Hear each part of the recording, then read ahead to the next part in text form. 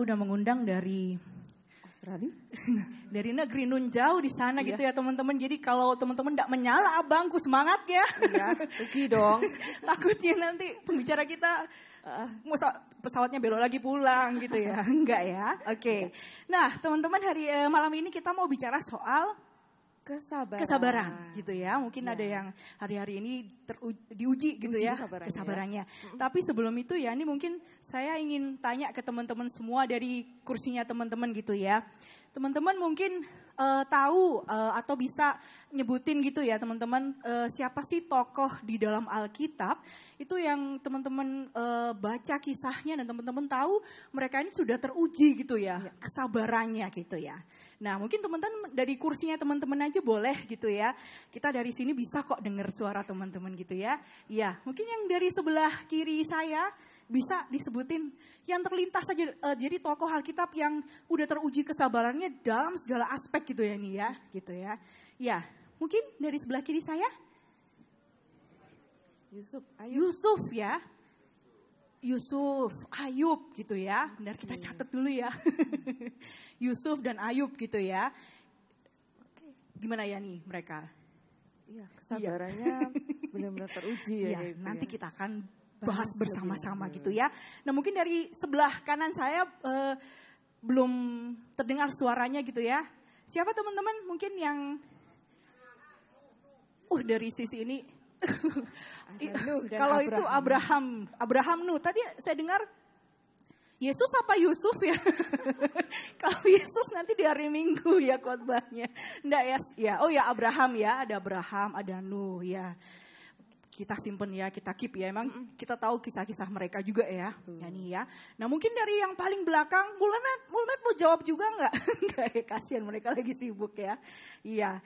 Nah, teman-teman semua, tadi jawaban yang sudah teman-teman berikan di dalam tokoh Alkitab itu kan kita tahu mereka semua mengalami proses ya teman-teman ya. Gitu. Dan kita juga belajar bahwa di Alkitab itu ya ini tidak ada yang instan bukan? Betul sekali. Ya, semuanya ada prosesnya gitu ya teman-teman ya. Iya. Nah, malam ini juga kita mau belajar teman-teman. Jadi kesabaran itu sebenarnya yang bagaimana sih gitu ya. Apakah dia itu adalah suatu proses yang memang harus kita jalani ataukah dia itu merupakan karakter yang harus kita miliki begitu ya. Asik. Kayak nih ya.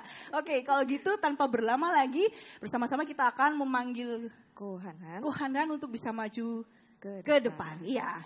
Berikan tepuk tangan yang meriah untuk Kohanan. Iya. Iya, terima kasih. Selamat malam Ko. Iya. Boleh duduk Ko. Haleluya, luar biasa ini. Be pro itu tadi apa? Be success and be profesional.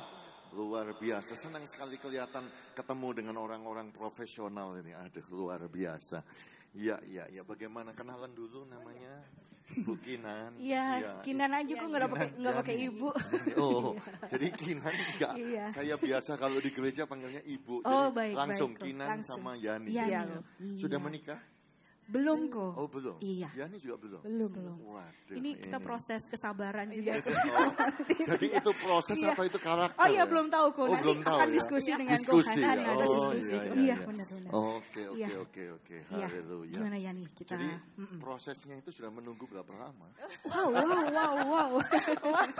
Dalam itu kok. Oh dalam itu ya? Cukup lama kok. Cukup lama. Iya cukup lama. Lo kok curhat kita ya nih? Tidak boleh dibahas itu. Iya. Nanti tapi mungkin teman-teman ada yang ingin bertanya soal itu juga kok. Oh, jadi mereka bertanya bukan saya yang bertanya gitu ya. Jangan kok, saya sulit menjawabnya pasti. Iya. Oke, siap. Malam ini juga kita memberikan kesempatan buat teman-teman untuk nanti bisa bertanya juga. Ini mumpung ada Kohanan di sini gitu ya. Iya. Jadi kita bisa pada hotline-nya saling pro ya teman-teman di 0811 3311 66 111. Teman-teman bisa mengajukan pertanyaan atau mungkin kasus. Kasus ya, Hibah sama Kohanan gitu. Iya. Nah, Kohanan kesabaran ini ya. Kesabaran. Proses atau karakter jadi. Nah, Kohanan kita semua teman-teman juga mengenal bahwa ada buah-buah roh gitu ya dan salah satunya adalah kesabaran gitu kan ya. Nah, sebenarnya buah roh kesabaran itu yang bagaimana gitu kok. Iya. apakah tujuan dari kesabaran itu sendiri gitu. Jadi sebetulnya gini ya, Kinan ya, saya ngerti Bipro ini lagi membahas yang namanya buah roh ya. Kira-kira Yani bisa menyebutkan?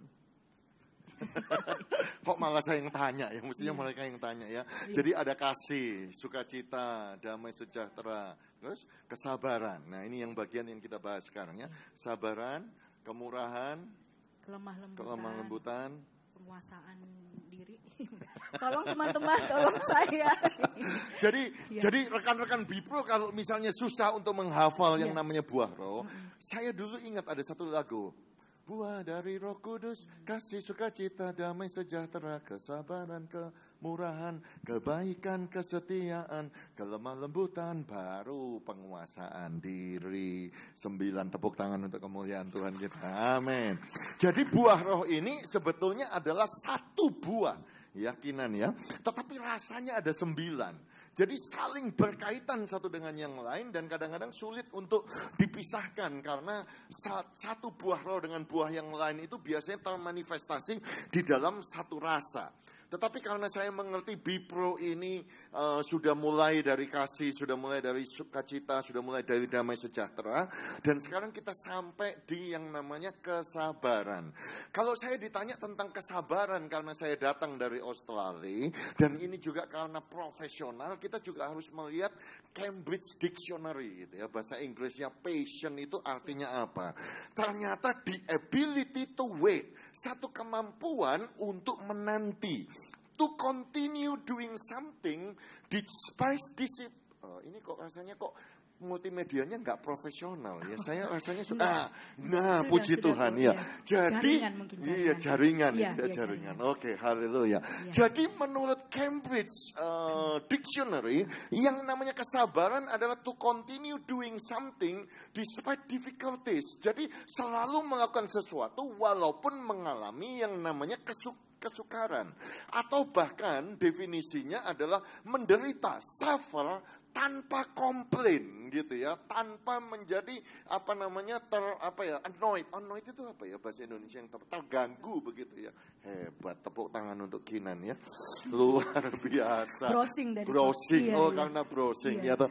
Jadi itu adalah definisi daripada kesabaran, kemampuan untuk menunggu. Tetapi karena saya diundang oleh profesional, biasanya orang profesional itu tidak mengacu kepada satu definisi. Jadi saya buka ada definisi Wikipedia, definisi Oxford, dan definisi Britannica. Kalau Wikipedia berkata, kesabaran itu adalah kemampuan untuk bertahan di dalam keadaan yang sukar, begitu.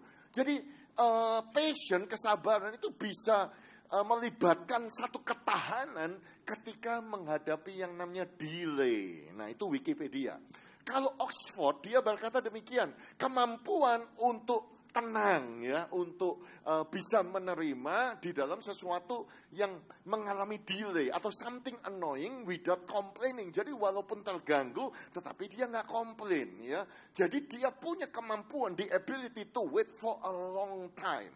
Itu namanya kesabaran di dalam bahasa Inggris ya. Tetapi Yani dengan Kinan ingat ya, bahasa Inggris kesabaran namanya passion ya toh. Ya toh, passion. Ya saya walaupun sudah tinggal 28 tahun, kadang-kadang juga bingung karena tulisan passion versus passion bahasanya sama, tulisannya sama, tetapi artinya beda ya toh. Jadi artinya satunya adalah pasien gitu ya, saudara-saudara. Ya, jadi saya waktu tahu ini, saudara-saudaraku, ini ya apa sih bahasa Inggris ini ngomong kesabaran itu ya sama dengan pasien. Artinya kalau saudara jadi pasien, lagi sakit, perlu sabar, ya toh.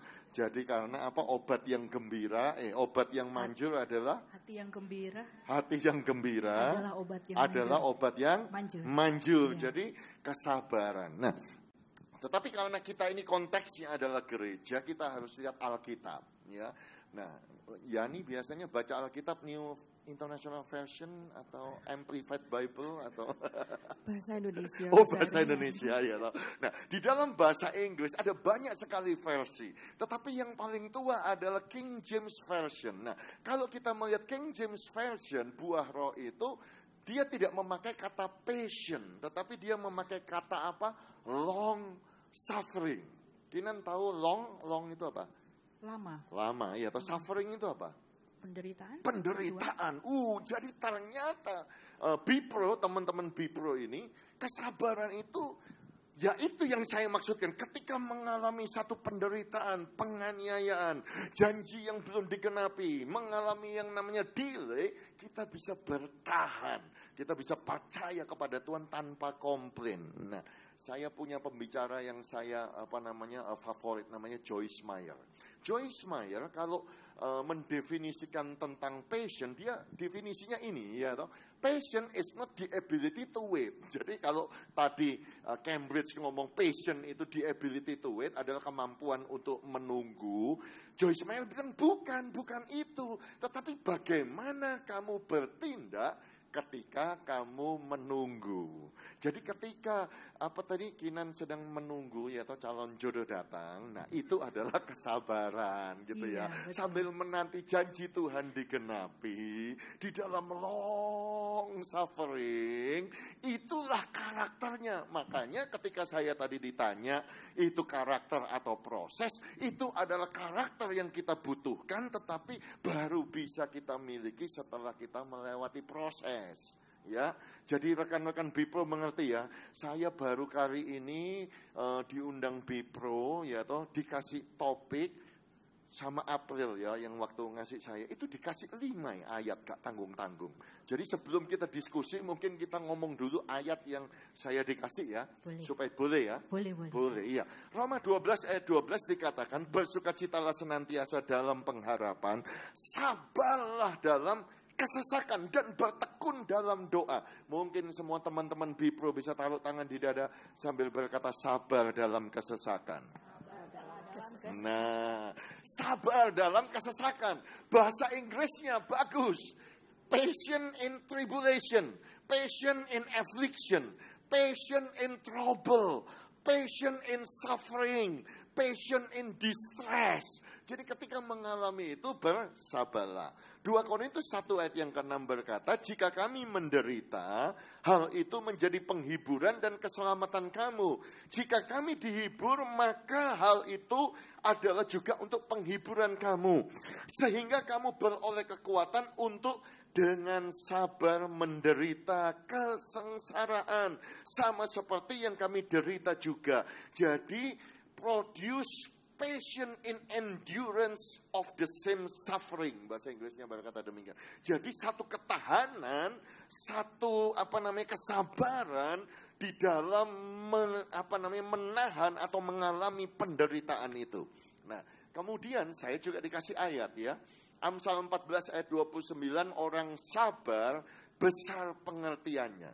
Nah, sebetulnya terjemahan bahasa Indonesianya orang sabar, tetapi di dalam bahasa Inggrisnya adalah slow to wrath, slow to anger. Jadi lambat marah begitu ya. Jadi ketika mengalami tekanan, harusnya dia marah, tetapi dia tidak marah. Itu ternyata definisi yang ada, saudaraku. Amsal 16 ayat 32, orang sabar melebihi seorang pahlawan.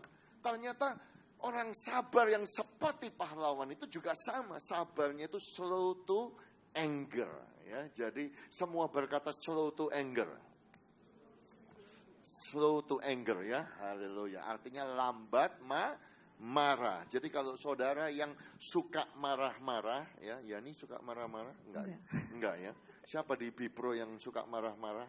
Itu tidak ada, puji Tuhan. Tidak ada yang ngaku kok. Iya. Jadi kalau suka marah itu pasti dia tidak sabar, ya toh. Jadi perlu mengalami yang namanya proses supaya bisa menjadi sabar. Nah, ayat yang terakhir yang saya dikasih, ya toh. Karena itu saudara-saudara, ini Yakobus pasal 5, topiknya adalah bersabar dalam penderitaan. Jadi ayat-ayat yang saya dikasih ini tentang kesabaran, tentang mengalami penderitaan. Ya, bersabarlah sampai kedatangan Tuhan. Sesungguhnya petani menantikan hasil yang berharga dari tanahnya. Ia sabar sampai telah turun hujan, musim gugur dan musim semi. Jadi seperti petani Kinan, nanam begitu, udah kerja begitu, belum mengalami hasilnya, tetapi dia sabar menanti. Pasti hujan turun, pasti Tuhan tolong, pasti cuaca baik, pasti akan datang musim semi. Kalau sekarang musim lagi panas kering, pasti akan musim hujan. Itu sabar. Jadi ayat yang ke-8, kamu juga harus bersabar.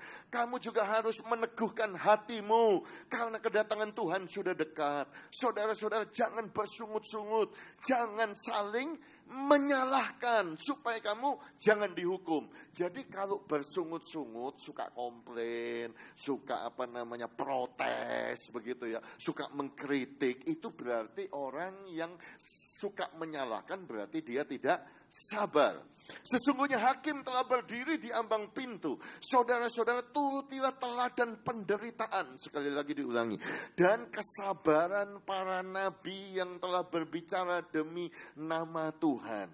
Jadi ternyata kita harus belajar dari nabi-nabi yang sudah sabar. Makanya tadi hebat ya Kinan ya. Bipro ini bisa tahu Yusuf itu sabar. Tadi apalagi Abraham, ada Nuh begitu ya. Waduh. Ayub. Pada Ayub begitu ya. Tadi yang ngomong Nuh itu saya kaget begitu. Tahu nggak Nuh itu sabarnya berapa lama? Berapa lama yang jawab Nuh tadi? Nuh itu sabarnya 120 tahun. Jadi saya sampai nggak berani bahas Nuh ini. Soalnya susah kalau 120 tahun. Begitu ya nunggunya. Itu Yusuf itu sabarnya berapa lama itu? Hah? Tahu nggak ya nih? Yusuf 40, jangan 40 lah.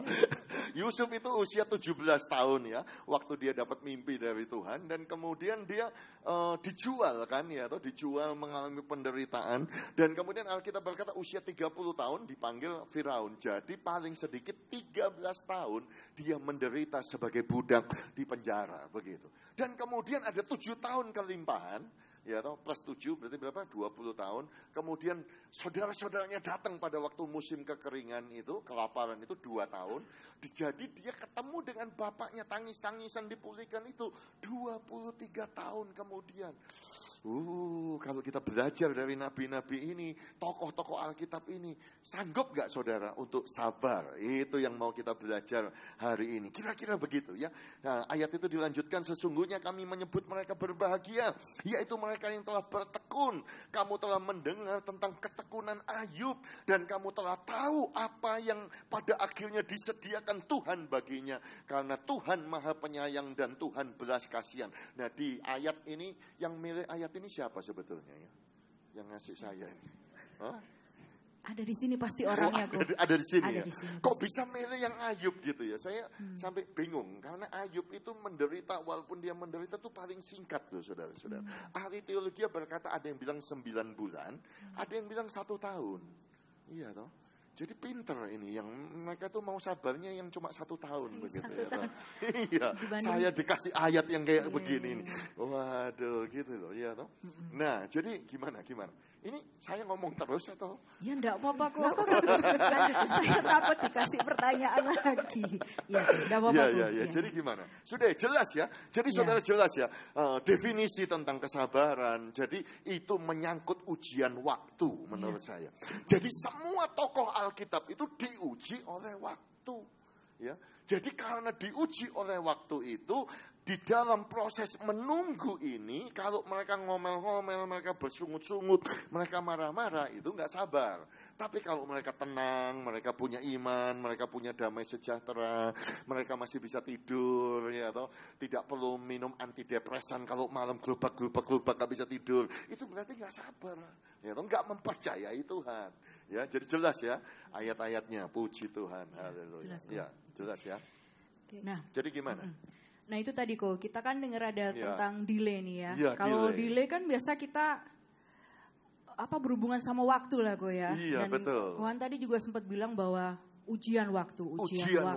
Iya. Nah, semua kita diuji waktu. Semua kita diuji kok. Nah, kita pengen ini aja sih, Gum. Apakah kesabaran itu memang ya identik dengan ujian waktu itu? Oh, begitu? Jelas, Kinan. Ujian waktu itu yang akan membuktikan apakah kita itu sabar apa tidak, begitu. Jadi semua saudara akan mengalami yang namanya ujian. Contoh ini ya, Kohanan ini bulan Maret kemarin, ya, atau pergi ke bulan kemarin, pergi ke Pangkal Pinang. Bertahun-tahun gembalanya itu, ya, kalau saudara tahu Pak Alex Markus itu ngundang Kohanan gitu, ayo Pak, pergi ke Pangkal Pinang, ke Pulau Bangka. Terus Kohanan jawab, Bangka itu di mana? Alkitab nggak ada yang namanya Bangka, gitu ya, atau dan kemudian internasional pesawat juga nggak ada. Jadi saya susah terbang ke Bangka, tapi karena dia ngomong ya sudah saya terbang ke Bangka gitu ya. Jadi dari Perth, Western Australia ke Jakarta, transit, ya toh, kemudian pesawatnya kena cancel. Waduh, kena delay. Waduh, saya sudah doa, saya sudah puasa, dalam nama Yesus saya pergi pelayanan, kena delay. Ya sudah nggak apa-apa lah pergi ke Bangka. Waktu pulangnya, aduh Tuhan Yesus, rasanya mau marah sama pesawat Indonesia itu yang pesawatnya di cancel. Jadi aku itu dari Bangka terbang ke Jakarta begitu ya, sudah panjang. Di Jakarta transitnya 5,5 jam. Saya bilang Tuhan Yesus, tolong Tuhan Yesus, ini dalam nama Yesus dipanggil, ndak delaynya bukannya dipercepat, tambah panjang begitu delaynya. Karena harusnya pesawat saya itu Jakarta langsung Australia, karena pesawatnya ada masalah, di cancel. Jadi di Jakarta saya harus nunggu 5,5 jam, terus diterbangkan lagi ke Bali, diganti pesawat lain ke Bali, ya toh. Sampai di Bali saya transit lagi 7 jam.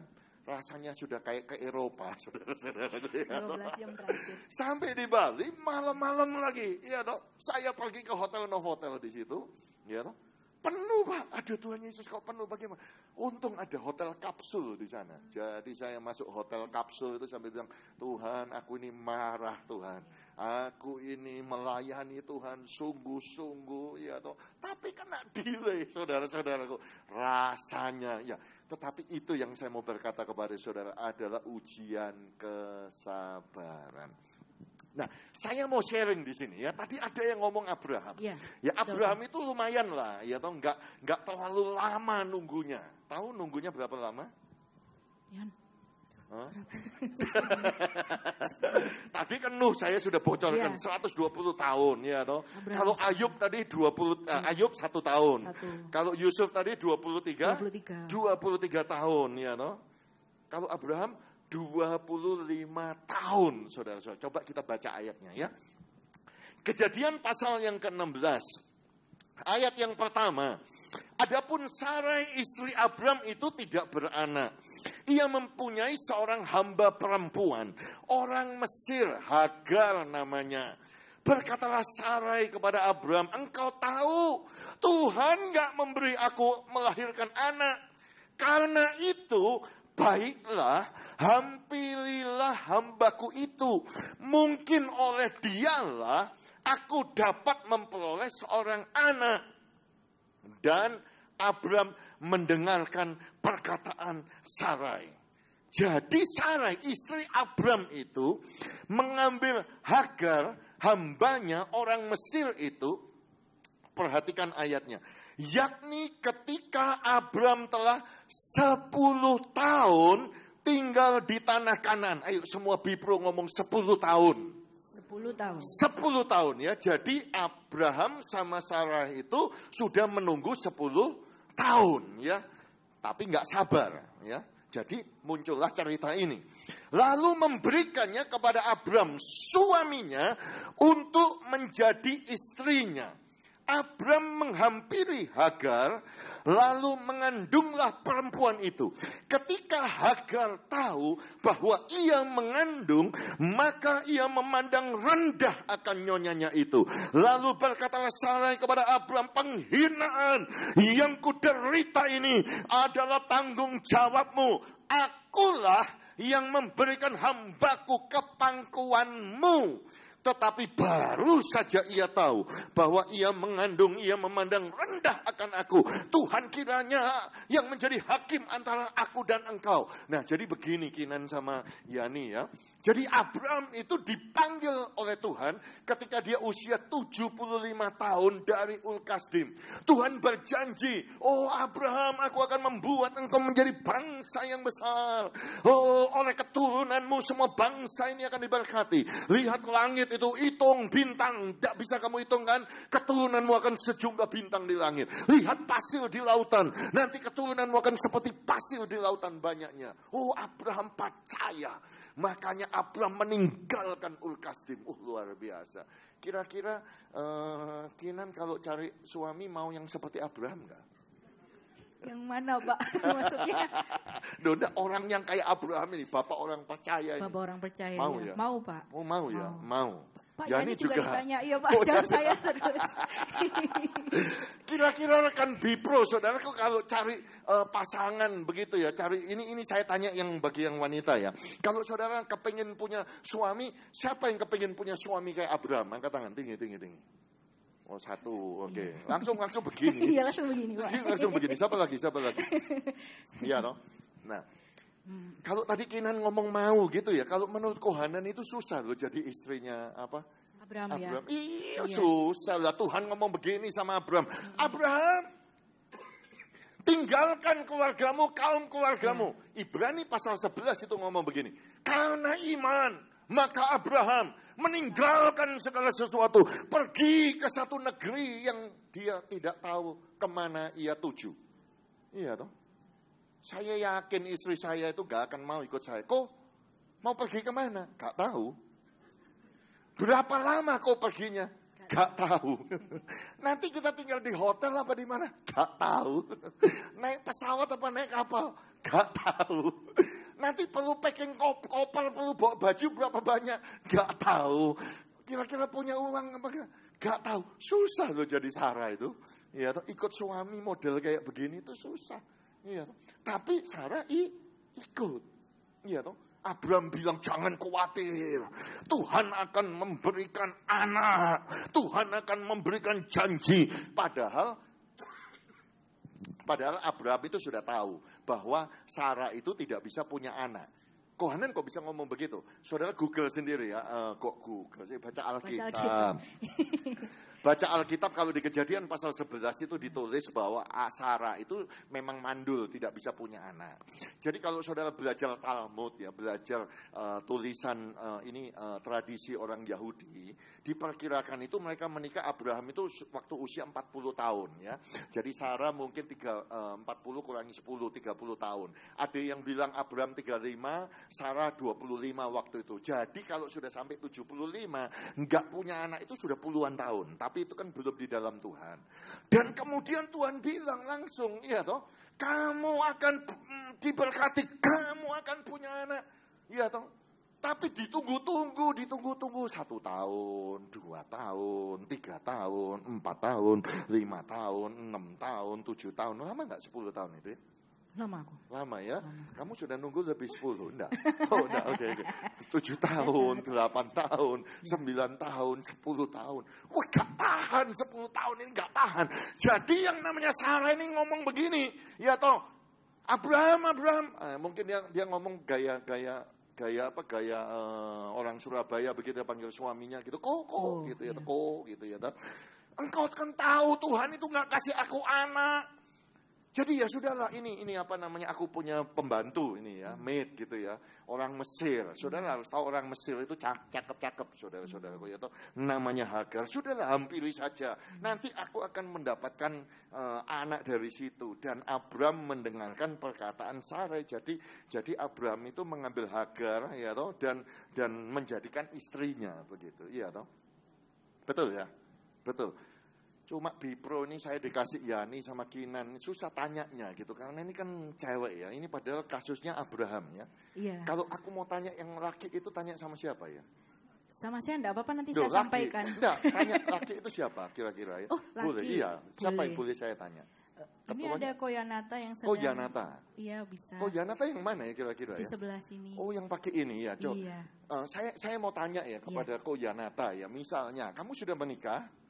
Sudah, oke. Seandainya istrimu gitu ya, satu hari datang Koyanata. Ini ada cewek ya toh. ambil saja gitu ya. Aku rela kok dimadu begitu ya toh. Tidak apa-apa begitu ya toh. Supaya tambah anak. Diambil apa enggak? Loh, ada istrinya di sini. Oh, ada istrinya. Oh, iya. jangan ngomong. Anggap aja istri nggak di tempat. Kira-kira gimana? Kira-kira gimana? Soalnya pakai masker susah. Iya. Kalau sebelahnya kira-kira boleh nggak ditanya? Siapa? Koyoyo. Ya, boleh, kalau boleh, Koyoyo sudah menikah atau belum? Sudah menikah. Misalnya kalau istri datang begitu ya, atau Koyoyo, aku tuh rela dimadu, ambil saja. Hagang, diambil apa enggak? Bagaimana kok? Diambil enggak? Diambil.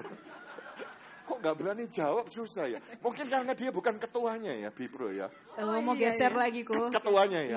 Ketuanya aku kenal. Gimana kalau ketuanya ditanya? Terus tiba-tiba Nana datang, loh, jangan noleh.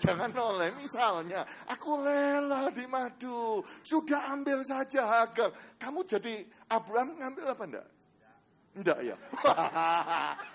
Dia mah takut perang dunia. Aku tahu Nana, nanti kalau dia jawab iya. Nanti malam tidur sofa dia. Tidur sofa dia. Itu. Nah, jadi Abraham itu dia mendengarkan perkataan Sarai. Betul ya? Betul ya? Betul. Di situ jelas ya. Ya, kenapa? Saudara, saya mau katakan kepada saudara, kalau saudara mau belajar sabar, ya, yang pertama jangan mendengarkan suara manusia lebih daripada suara Tuhan. Walaupun manusia itu istrimu, suamimu, bosmu, teman dekatmu, pendetamu, dan lain sebagainya. Kalau engkau tahu suara itu tidak sesuai dengan firman Tuhan, jangan didengarkan. Ya toh? Kenapa penting sekali? Karena begini, saudara harus tahu Tuhan sudah menjelaskan itu kepada Abraham pada saat dia usia 75 tahun, pada saat dia dipanggil dari Ur Kasdim. Tuhan sudah mengulangi itu pada saat dia di dalam persinggahan, di dalam dia membuat altar. Tuhan sudah mengulangi janji-janji itu. Bahkan saudaraku, pada saat dia ke Mesir sebelumnya, dan kemudian dia bohong saudaraku, karena istrinya itu cantik sekali saudara-saudaraku, Sarah saudaraku ya toh. Dan kemudian Tuhan buat mujizat di Mesir. Setelah itu dia pindah lagi, tambah besar. Kemudian ponakannya yang namanya Lot, ya toh, saudara ingat Lot, kemudian ditawan oleh 5 bangsa. Abraham itu hanya dengan 318 hamba yang lahir di rumahnya, tidak punya perlengkapan senjata, tidak bisa perang, tapi ditolong Tuhan mengalahkan 5 kerajaan. Itu mujizat saudaraku, luar biasa. Setelah itu Tuhan memperbaharui janjinya kepada Abraham 1 pasal sebelum pasal 16 ini, yang kita sebagai orang Kristen secara teologi kita berkata perjanjian suluh. Perjanjian suluh adalah perjanjian yang sangat mengikat sekali, karena itu adalah perjanjian darah. Saudaraku, saudara lihat 1 pasal sebelumnya, Tuhan itu sudah berfirman kepada Abraham, Abraham, aku akan menjadikan keturunanmu seperti bintang di langit. Abraham ngomong, sudah Tuhan, aku ini loh gak punya anak, sudah Eliezer aja, itu stafku yang akan bisa menggantikan aku. Tuhan ngomong, bukan pegawaimu, tetapi anak kandungmu. Jelas. Dan kemudian Tuhan itu sudah menyuruh Abraham ambil itu korban. Kemudian mereka membelah korban itu. Saudara baca sendiri ya, zaman dahulu ya, Yani dengan Kinan, ini daging di sebelah sini, daging sini, di sini ada darah. Kemudian Abraham tidur, kemudian dia lihat Tuhan berjalan di atas potongan-potongan daging dan darah. Abraham melihat ada suluh, yaitu berjalan, dan Tuhan mengulangi janjinya di atas darah, di atas korban itu, bahwa aku akan memberkati engkau, anak kandungmu, engkau bla bla bla bla bla, dan lain sebagainya. Kejadian pasal 15 sudah ditulis, lalu percayalah Abraham kepada Tuhan, maka Tuhan memperhitungkan hal itu kepadanya sebagai kebenaran. Ini luar biasa. kepada Abraham diperhitungkan sebagai kebenaran karena Abraham percaya kepada Tuhan. Dan ayat itu penting sekali. Kenapa ayat itu diulangi, saudaraku? 3 kali dalam perjanjian baru. Contohnya Paulus mengulangi dalam Roma pasal yang keempat ayat yang ke-9. Adakah ucapan bahagia ini hanya berlaku bagi orang yang bersunat saja atau bagi orang yang tidak bersunat? Sebab telah kami katakan bahwa kepada Abraham iman diperhitungkan sebagai kebenaran. Karena itu hal ini diperhitungkan kepadanya sebagai kebenaran. Itu adalah satu pengulangan kepada Kejadian pasal 15. Galatia pasal 3 ayat yang ke-6. Secara itu jugalah Abraham percaya kepada Allah. Maka Allah memperhitungkan hal itu kepadanya sebagai kebenaran. Diulangi lagi di Galatia. Kemudian diulangi lagi oleh Rasul Yakobus. Dengan jalan demikian genaplah nas yang mengatakan, lalu percayalah Abraham kepada Allah. Maka Allah memperhitungkan hal itu sebagai kebenaran. Karena itu Abraham disebut sahabat Allah. Saudaraku, semuanya itu mengacu kepada Kejadian pasal 15. Abraham disebut the friend of God. Makanya ada lagu, ingat lagu I am a friend of God. I am a friend of God. Itu saudara nggak nyanyi di sini. Ya, minggu depan lah, saudara-saudara. Ya, haleluya, puji Tuhan. Nah, jadi walaupun Abraham sudah percaya, selama 10 tahun dia percaya, diulang-ulang oleh Tuhan. Tuhan bikin mujizat di Mesir. Tuhan bikin mujizat menyelamatkan Lot. Dia ketemu dengan Imam Melkisedek, yaitu Tuhan Yesus Raja Salem. Tuhan membuat perjanjian suluh. Oh, berapa banyak di antara saudara yang sudah ditebus, mengalami kebaikan Tuhan, mengalami pertolongan Tuhan, sudah pernah angkat tangan saudara tinggi.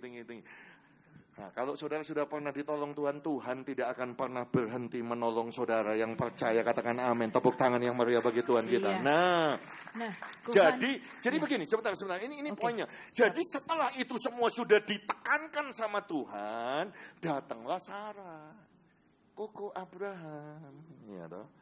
Ini Hagar, ambil saja. Dia lebih senang, soalnya apa? Soalnya muda. Iya toh. Abraham waktu ini umurnya 85, Sarah umurnya 75. Coba lagi tanya sama yang tadi kita tanya. Milih mana? Istri umur 50 apa istri umur 25? Nah, tanya ya, kalau istrinya sudah umur 40, kemudian bawa calon istri 25, diterima enggak gitu? Enggak kayaknya gue. Oh enggak ya. Bipro ini cinta Tuhan ya. Cinta Tuhan. Tapi Abraham menerima yang muda. Gara-gara ini nih, makanya Gaza, Israel perang enggak selesai-selesai. Iya, gara-gara Abraham. Jadi nanti kohanan kalau ke surga orang pertama mau tak cari Abraham. Abraham, coba kamu itu seperti Koheri. Wah gitu. Gak ada ceritanya hari ini. Ya toh. Kita perang. Ya toh. Abraham, kamu mesti belajar itu sama siapa itu? Siapa itu? Koyoyo sama siapa? Koheri, Yanata. Itu enggak berani jawab. Diam aja. Iya. Coba Abraham itu diam saja ya toh waktu itu kan. Ya, itu nggak ada kejadian seperti ini hari ini. Jadi kalau saudara mau sabar, belajarlah mendengar suara Tuhan. Lebih daripada suara manusia. Amin. Ayo tepuk tangan buat kemuliaan Tuhan kita. Amin. Ya. Nah, Gohan, ini mau bertanya Gohan. Ya. Jadi kalau belajar dari Abraham tadi itu kan dia pendengar janji Tuhan. Betul. Jadi dia tahu waktunya yang akan Tuhan kasih gitu kan Ko ya. Nah, walaupun akhirnya dia belum tentu karena setiap kali Tuhan berjanji, dia enggak tahu waktunya. Betul sekali Ko. Nah, apalagi kita Ko. apalagi kita. Ya. Makanya kapan kita tahu kalau itu tuh sebenarnya benar-benar waktunya Tuhan gitu kok. Oh, maksudmu kapan waktunya aku menikah waktu Tuhan? Bukan, udah ada. Oke. Jadi begini. Nah, memang Bibro ya. Sorry. Ini memang makanya aku lebih senang talk show daripada khotbah. Kesempatan gojlok juga. Iya. sorry. Enggak apa-apa kok. Oke, haleluya. Nah, jadi kapan bisa tahu waktu Tuhan ya? Memang susah ngomong ya toh. Tetapi Pengkhotbah 3:11 berkata bahwa manusia tidak bisa menyelami apa yang Tuhan lakukan dari awal sampai pada akhirnya. But He made all things beautiful in His time. Tuhan membuat segala sesuatu indah pada waktunya. Nah, jadi untuk tahu waktu Tuhan itu harus lebih dekat sama Tuhan. Jadi ketika engkau mengalami yang namanya delay, ketika engkau mengalami yang namanya suffering, ketika engkau mengalami seperti yang Abraham alami seperti ini, engkau harus dengar-dengaran akan suara Tuhan itu lebih. Karena apa? Karena kalau engkau tidak mengikuti firman Tuhan, ya, firman Tuhan itu adalah pelita bagi kakiku, terang bagi jalanku, ya katanya. Kalau engkau mau sukses, jangan menyimpang ke kanan, jangan menyimpang ke kiri. Ya, jadi harus dengar suara Tuhan. Ya, tetapi mungkin banyak pertanyaan begini loh, kok saya susah menjelaskan suara Tuhan, mendengarkan suara Tuhan itu seperti apa? Ya, sekarang aku kerja di perusahaan ini, kemudian mau pindah. Oh, by the way, langsung aja yang tadi ya. Tadi itu ada jemaat tanya, karena ada anaknya sekolah di Melbourne, ya toh. Kemudian visanya mau habis bulan September. Dia itu bingung begitu, mau downgrade apply visa student takut ditolak, mau ambil disability care gimana, kemudian mau pindah ke Adelaide atau pindah ke Sydney dan lain sebagainya. Nah, hal-hal seperti ini saya katakan bahwa ini sangat dibutuhkan supaya engkau mendengar suara Tuhan itu dalam, tenang, tahu suara Tuhan. Bukan karena pendeta yang ngomong, bukan karena orang tua yang ngomong, tetapi karena personal relationship dengan Tuhan. Kalau engkau punya personal relationship dengan Tuhan, engkau akan tahu Tuhan maunya begini, Tuhan maunya begini, Tuhan maunya begini, begitu ya. Personal relationship dengan Tuhan itu berarti saudara harus terbiasa punya saat teduh, punya waktu doa, punya waktu baca firman. Jadi saudara tahu ini suaranya Tuhan, ini bukan, ini suaranya Tuhan, ya toh. Jadi kalau Abraham waktu itu dia menjaga personal relationship dengan Tuhan, begitu Sarah ngomong, engkau tahu Tuhan gak kasih aku anak. Abraham harusnya ngomong, no, gak begitu. Aku dengar kok Tuhan akan kasih anak melalui kamu, bukan melalui Hagar. Harusnya kan Abraham kan ngomong begitu. Ya toh? Tapi karena Abraham mungkin ya waktu itu mungkin lagi terpesona sama yang umur 25 misalnya begitu ya, mungkin saudaraku. Saya juga bingung, kakek-kakek umur segitu masih bisa jatuh di dalam persoalan ini begitu ya toh. Tapi karena intinya dia tidak mendengarkan suara Tuhan. Saya punya satu ilustrasi. Ilustrasinya begini. Ya. Mungkin di zaman sekarang saudaraku telekomunikasi kita sudah biasa pakai handphone ya. Jadi mungkin orang-orang Bipro itu tidak tahu dulu zaman perang mereka kalau komunikasi itu pakai Morse code. Tahu Morse code? Tidak pernah dengar ya Morse code itu apa ya? Belum. Morse code yang tahu? Kode Morse. Kode Morse. Iya, terima kasih. Kamu bisa jadi orang yang menerjemahkan ya. Lain kali aku khotbah bahasa Inggris, kamu yang menerjemahkan ya. Oh, haleluya. Jadi kode Morse ya. Bahasa yang kode Morse. Ini zaman perang, saudara. Jadi perusahaan telekomunikasi besar seperti Telkomsel, seperti XL itu mengumumkan gitu. Kami butuh operator ya, atau kode Morse begitu. Ya, zaman itu adalah zaman krisis ekonomi. Orang nggak punya kerjaan. Jadi banyak yang antri, apply gitu ya. Nah, datang satu orang, saudaraku anak muda gitu. Kaget dia datang telat. Karena ruangan interview di sana ditulis. Ya toh, harap sabar menunggu sampai engkau dipanggil. Pasang. Jadi di depannya banyak ada bapak-bapak, ibu-ibu, ada dia hitung gitu, kok 15 orang gitu antri. Gak ada yang dipanggil. Jadi dia duduk, dia nomor 16, dia lagi duduk. Waktu dia duduk, ternyata suaranya rame. Ya toh, ada orang seliwar ambulan lewat. Kemudian di situ ada radio berita tentang perang. Di sini ada radio tentang lagu, nggak tahu lagunya siapa gitu saudara-saudara. Pokoknya ramai. Tapi dia diam. Ketika dia diam, kira-kira 3 menit kemudian dia berdiri, saudara, dia langsung buka pintu, langsung masuk ke ruangan interview. 3 menit kemudian dia keluar senyum-senyum. Aku dapat kerjaan. Dia keluar, saudaraku. Bosnya keluar, sorry, ngomong sama yang 15, kamu nggak terpilih. Aku sudah terpilih, orang itu. Semuanya komplain. Ya apa sih kamu nih bos ini? Sudah jelas-jelas terpasang, ya toh. Harap sabar. menunggu giliran nama Anda dipanggil. Gak ada yang dipanggil. Kita sudah nunggu jam-jaman di sini, gak ada yang dipanggil. Itu orang baru datang, baru masuk, kok dia yang dipilih. Bos itu ngomong begini, kita kan cari orang yang ngerti kode Morse. Coba diam, coba tenang. Jangan ngobrol, jangan gosip. Semuanya diam. Coba kamu diam. Kemudian dengar bunyi. Kode Morse.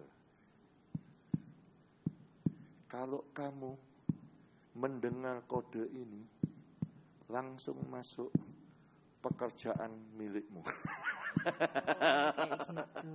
Nah, jadi ternyata kuncinya adalah kalau saudara bisa mendengar suara Tuhan lebih daripada suara manusia. Kalau saudara mendengar suara Tuhan lebih daripada suara manusia, engkau pasti sukses. Nah, ini kebetulan Kohanan lagi bahas pekerjaan dan bos tadi ya, Ko ya. Nah, kalau di dalam mereka mau tepuk tangan, kasih tepuk tangan dulu ya. Bukan buat manusia, buat Tuhan, saudara-saudara. Sorry, maaf. Ini cuma mau guyonan. Ini kan talk show ya. Jangan. Ini kok di dalam dunia profesional ini kok ya. Jadi mungkin ada beberapa teman-teman yang di tempat kerja atau di dunia profesional itu mereka sudah effortnya udah banyak banget gitu kok ya.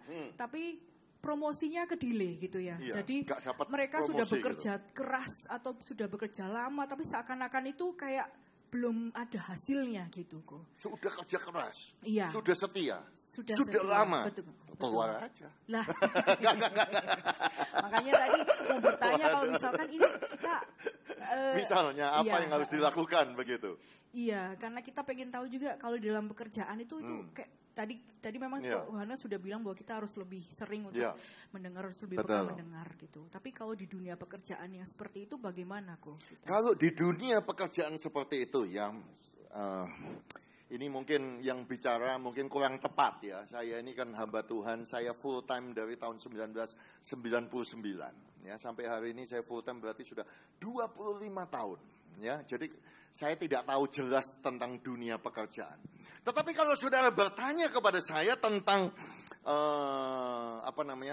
dunia pekerjaan dari sisi kacamata hamba Tuhan ini, tadi saya berkata engkau mendengar suara Tuhan. Kalau engkau tahu dan engkau tahu dan engkau tahu dan engkau tahu dan engkau tahu dan engkau tahu bahwa Tuhan menempatkan engkau di dalam perusahaan itu, karena Tuhan mau engkau jadi berkat, Tuhan mau engkau jadi garam dunia, Tuhan mau engkau menjadi surat terbuka, Tuhan mau engkau menjadi the ambassador of Christ, dan Tuhan mau engkau bisa menyelamatkan jiwa-jiwa di tempat itu, engkau bisa menjadi contoh, engkau bisa menjadi duplikat Yesus Kristus Tuhan di situ, dan engkau tahu akan hal itu, bertahanlah. Jangan tukar yang namanya saudara-saudaraku yang namanya keuangan dolar saudara-saudaraku atau rupiah dengan satu tujuan yang Tuhan mau tempatkan engkau di pekerjaan itu. Seperti ini saya ngomong ya. Kalau saudara ada di dalam pekerjaan itu dan saudara jadi berkat, ya, tapi saudara dapatnya sedikit, ya toh, mungkin cuma berapa kalau di gaji berapa di sini? Mungkin UMR 5 koma. Ya. Tapi saudara dapatnya cuma pas-pasan 5 koma begitu. Tapi di situ saudara baptis orang, memenangkan orang, saudara pimpin FA di sana, look. Bertahanlah di situ. Kenapa? Karena engkau jadi berkat di situ. Karena apa? Nilai di mana engkau menjadi berkat jauh daripada hanya sekedar 5 juta sekian atau 10 juta sekian. By the way, itu hanya saya punya sharing kepada saudara. Kadang-kadang sharing ini mungkin terlalu egois. Enak aja Kohanan, kalau gitu kan aku disuruh setia kepada perusahaan dengan gaji seperti ini. Sekali lagi saya berkata, jangan dengarkan suara manusia lebih daripada suara Tuhan.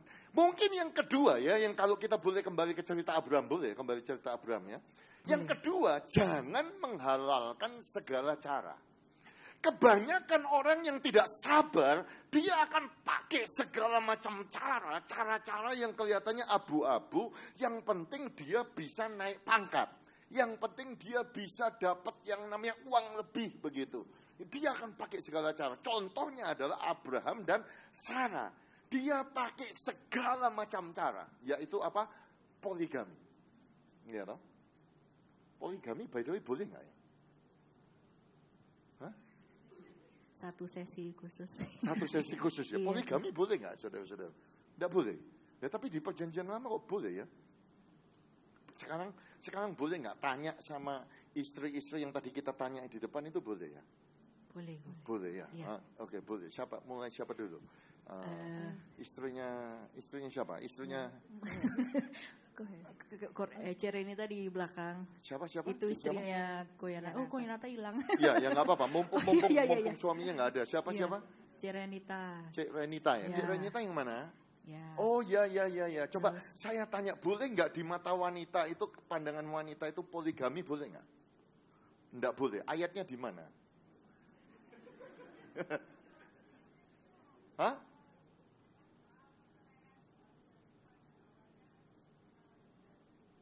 Iya, itu kan perjanjian baru. Ini kan zamannya Abraham, perjanjian lama. Abraham suaminya banyak, Daud suaminya banyak, Salomo suaminya istrinya. Aduh, keliru nih. Ini terpengaruh LGBTQIS2++. Oh iya benar. Iya, jadi Abraham istrinya banyak, Yakub istrinya berapa? Yakub 4 ya, istrinya 4 loh, bersih 4 loh ya toh. Kemudian siapa lagi? Salomo banyak, ya toh. Nah, dalam kasus ini Sarah sama Abraham itu salah apa enggak? Menurut Renita, budaya zaman itu tidak salah. Jadi boleh ya? Oh, harusnya boleh. Oke, sekarang tanya Ibu Nana gitu, kira-kira boleh nggak ya? Aku kadang-kadang sungkan. Iya. Boleh nggak poligami? Hah? Nah ini Abraham sama Sarah ini. Menurut Tuhan Yesus nggak boleh. Kalau Sarah kayak gitu, Abraham seperti itu boleh nggak? Nggak boleh. Alasannya apa? Tulang rusuknya 1. Oke, bagus. Ayatnya? Nggak tahu ya? Oke. Dari sini aku tahu posisi dia mantap. Kalau itu jawabnya apa tadi? Budaya zaman itu boleh, ya toh. Jadi suaminya. Tapi kalau Harry, hati-hati Pak Harry. Kamu sudah tahu jawaban istri ya toh? Tidak boleh, tegas jawabnya. Sarah sama Abraham perjanjian lama tidak boleh. Hati-hati loh ya. Nah, saya mau katakan kepada saudara, jelas tidak boleh. Ada ayatnya. Ada, siapa bilang nggak ada? Mulai dari awal Kejadian 2 ayat 24, karena itu seorang laki-laki akan meninggalkan ayah dan ibunya dan bersatu dengan his wife. Singular, bukan his wives. Saudara ngerti bahasa Inggris kan, saudara-saudara? Jadi kata yang dipakai adalah singular, istri satu, bukan istri, bukan saudara. Jadi dari awal Tuhan itu punya maksud istrimu cuma satu. Semua suami taruh tangan di dada, istriku cuma satu. Doh, iya toh. Ini walaupun bukan khotbah ini ya, iya toh. Tetapi ini ada yang nggak mau, ini gimana? Perlu dipaksa ya? Yang mana? Ya. Semua suami katakan istriku hanya satu. Istriku. Ya. Dalam nama Yesus, ayo tepuk tangan, haleluya ya. Jadi pernikahan itu one marriage ya, atau one husband, one wife for life. Itu harus menjadi satu moto bagi saudara. Haleluya. Begitu kan. Nanti kapan-kapan kita ngomong. Jadi pada intinya adalah tidak boleh. Tetapi budaya zaman itu boleh. Budaya Kanaan boleh. Jadi mereka tidak memakai firman Tuhan sebagai dasar. Mereka memakai yang namanya budaya untuk mencapai tujuan yang kelihatannya rohani. Tujuan yang kelihatannya janji Tuhan, tapi dibantu begitu. Ya, toh? Padahal itu bukan janji Tuhan, saudara-saudara. Tapi dipakai segala cara untuk mencapai janji Tuhan itu. Saya ketemu saudaraku ya, atau jemaat orang Kristen, saudara buka restoran, ya toh. Ya. ngundang saya untuk mendoakan supaya restorannya diberkati, saudara-saudaraku, luar biasa. Saya pikir itu bagus, saudara. Tapi pakai segala cara. Waktu saya datang, saya ketemu patung kucing, gini-gini. Apa itu patung kucing gini itu? Lah itu apa? Cuan gitu. Cuan gitu. Ada patung kucingnya, kaget saya. Patung kucing, saudara-saudara. Terus ada saingan lagi, saudaraku, ada lambang lagi, saudaraku. Merah-merah di atas, saudara-saudara. Jadi pakai segala macam cara supaya laris. Nah, terus juga panggil pendeta. Jadi maunya pendeta ya boleh, firman Tuhan ya boleh. Itu yang saya katakan, jangan pakai segala cara. Jangan menghalalkan segala cara di saat kepepet. Saya tahu engkau kepepet di dalam pekerjaan. Engkau rasanya kepingin pindah, kepingin begini. Pakai cara lobby politik, pakai cara begini, pakai cara begitu. No. Sabarlah. Sebab jika Tuhan yang bela, tidak ada lawannya. Sebab Alkitab berkata dia adalah Tuhan yang memegang kunci kerajaan Daud. Apa yang dia buka, pintu yang dia buka, tidak ada yang bisa menutup. Tapi kalau Tuhan menutup, tidak ada yang bisa membuka. Ayo tepuk tangan untuk kemuliaan Tuhan kita. Jelas ya? Jadi jangan pakai cara budaya dunia. Poligami, budaya dunia. Semua budaya dunia, jangan dipakai. Haleluya. Sabarlah, nanti peninggian itu akan datang. Sebab ada ayatnya. Saya nggak siapkan ya. Ini kalau bicara tentang promosi. Sebab peninggian itu, Mazmur Daud ya. Peninggian datangnya bukan dari utara, bukan datang dari selatan, bukan dari timur, dari barat, bukan datang dari padang gurun, tapi peninggian, promosi, pengangkatan datangnya dari Tuhan. Tuhan yang berkuasa untuk mengangkat dan merendahkan. Tepuk tangan bagi kemuliaan Tuhan. Tepuk tangan bagi Tuhan. Amin. Haleluya. Nah, Kohanhan, ini kami udah masuk beberapa pertanyaan dari jemaat. Gitu kok. Tadi memang istri cuma satu, tapi pertanyaan boleh lebih dari satu. Oh, oke. Iya. Suami juga harus satu. Ya. Oh iya, betul. Tadi lupa ngomong. Nah, untuk pertanyaan dari jemaat ini akan kita tampilkan di sini ya. Haleluya. Oke. Terima kasih. Kesabaran itu unlimited atau limited. Ada pepatah, kesabaran ada batasnya. Jika kesabaran kita ada batasnya, apakah berarti buah roh kesabaran itu belum ada di dalam diri kita? Jika kesabaran kita tidak ada batasnya, bagaimana sikap kita terhadap orang-orang yang memanfaatkan kesabaran kita? Wah, ini pertanyaannya susah dijawab, saudara-saudaraku. Karena kalau saudara bertanya kepada saya kesabaran itu unlimited atau limited, jelas unlimited. Kenapa? Saudara bicara buah roh. Kalau saudara bicara buahnya Han-Han, saudara-saudaraku, buahnya saya semuanya terbatas. Kasih saya terbatas. Sukacita saya tergantung keadaan. Iya toh? Damai sejahtera saya tergantung dompet saya, saudara-saudaraku. Kesabaran saya tergantung dengan mood saya. Pengendalian diri tergantung. Kalau saya kondisinya enak, saya enak. Semua 9 buah roh itu kalau buahnya datang dari manusia pasti terbatas, pasti kondisional, pasti tergantung situasi, pasti tergantung kondisi, ya toh. Tapi kalau yang saudara bicara Galatia 5 ayat yang ke-22 itu adalah buah roh yang tidak ada batasnya. Itu sebabnya ketika kesabaran saudara sudah habis, aduh, rasanya sudah gak sanggup, aku mau marah, aku mau balas Tuhan. Rasanya aku sudah kepingin buat sosial media langsung tak maki-maki di Facebook, Tuhan sudah gak tahan Tuhan. Nah, itu saudara butuh kesabaran datangnya dari Tuhan.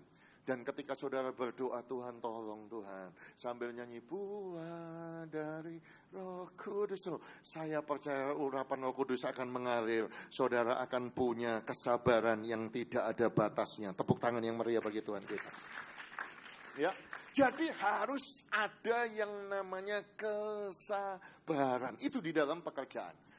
Nah, saya di dalam pekerjaan karena saya bukan orang yang bekerja, saudara-saudaraku, saya orang yang melayani, sulit kasih contoh. Tetapi contohnya misalnya saya di dalam kepingin cari jodoh gitu ya, toh kayak Yani sama Kinan begitu ya. Ya, haleluya, siap, haleluya.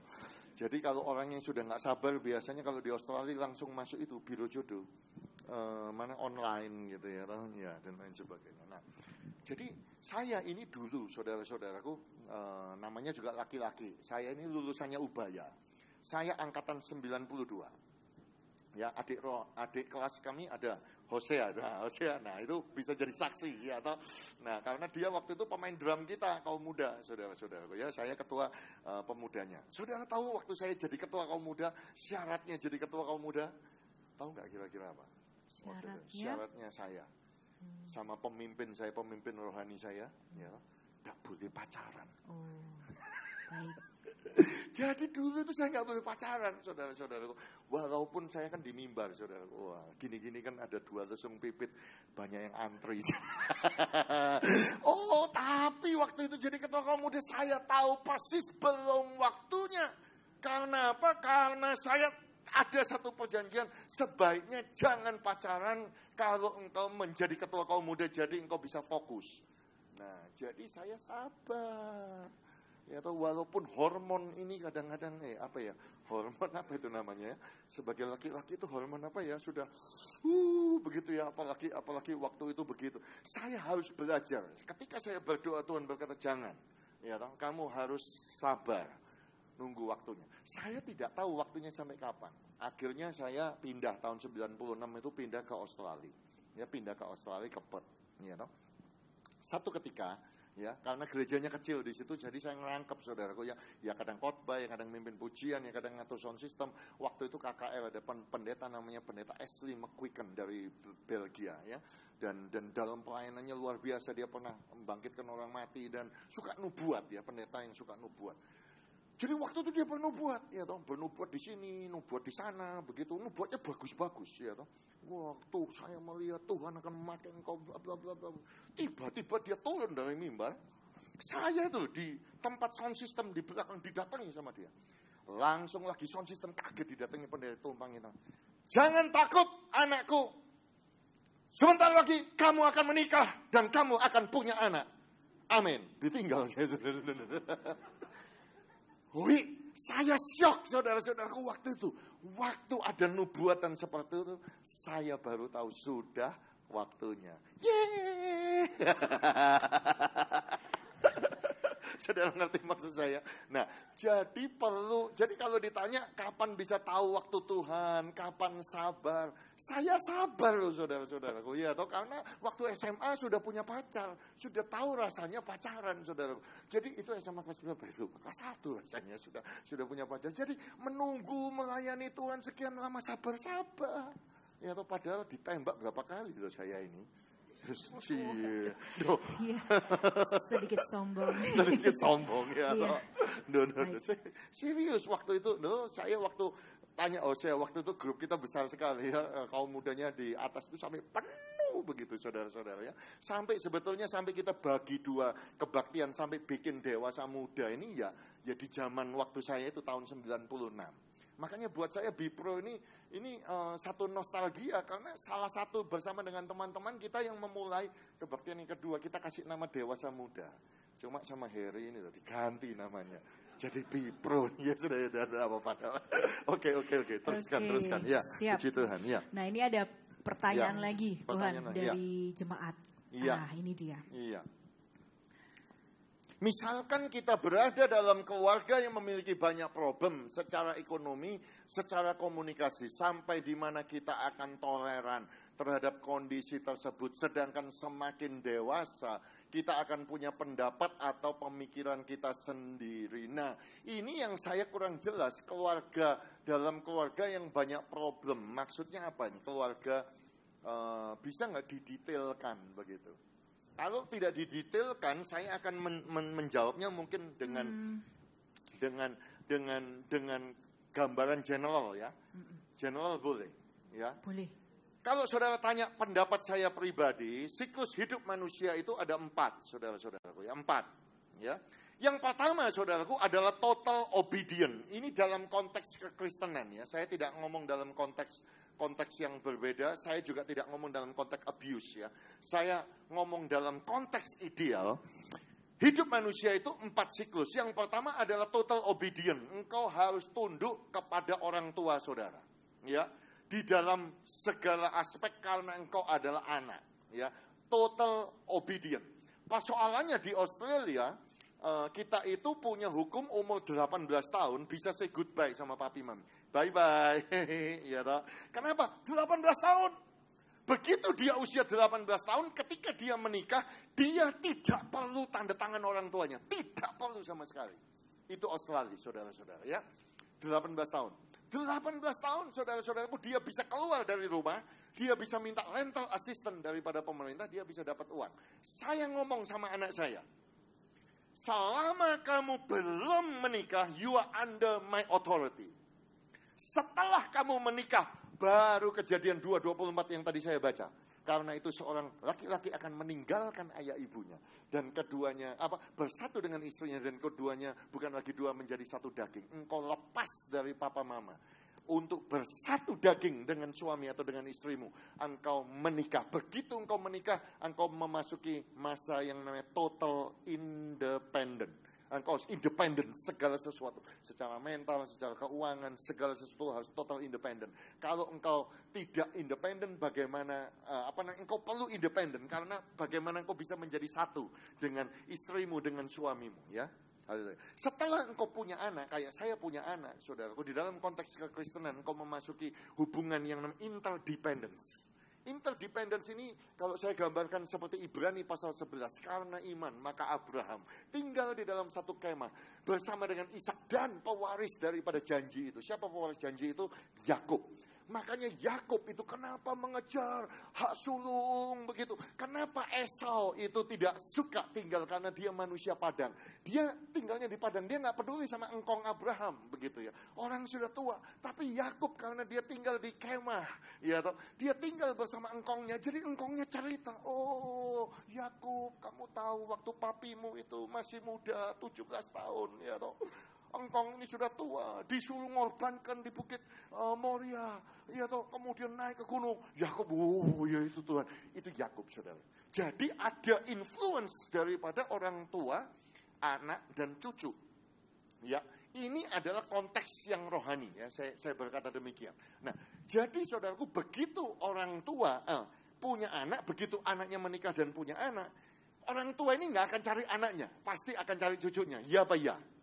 Ya, itu sudah jelas interdependence. Setelah interdependence baru masuk kepada dependent. Jadi orang tua yang akan depend kepada kita nanti ketika dia sudah tua, dia bingung mau makan ini, mau obat ini apa itu, ke dokter sana, ke dokter sini, investasi ini itu dan lain sebagainya. Nah, itu anak yang akan mengambil keputusan dan akhirnya orang tua akan dependent kepada anak. Jadi itu adalah gambaran mungkin yang secara global, tetapi yang ini kesabarannya bagaimana saya nggak tahu. Kalau engkau ada dalam tahap engkau harus taat kepada orang tua, taatlah kepada orang tua. Kalau engkau sudah menikah, masuklah dalam tahap hormatilah kedua orang tuamu.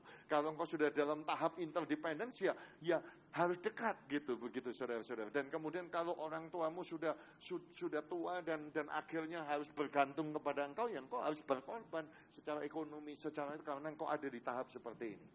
Yes? Jelas, boleh? Jelas. Jawabnya ya? Oke. Ya, boleh kok. Oke, thank you. Iya. Ya. Nah, Gohanhan, ya.